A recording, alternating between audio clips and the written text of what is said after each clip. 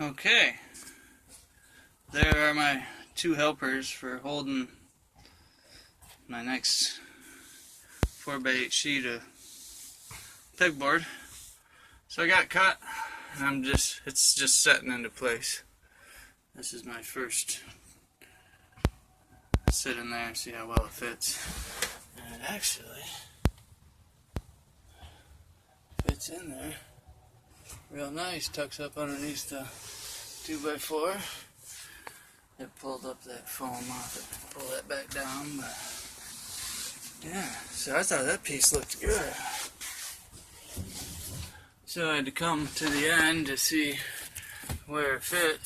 Look at there. Are you kidding me? Right in the middle of one of these ribs. Holy macannoli, it's meant to be.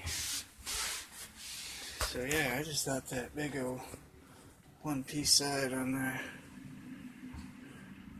Alright, getting exciting. Thanks for watching.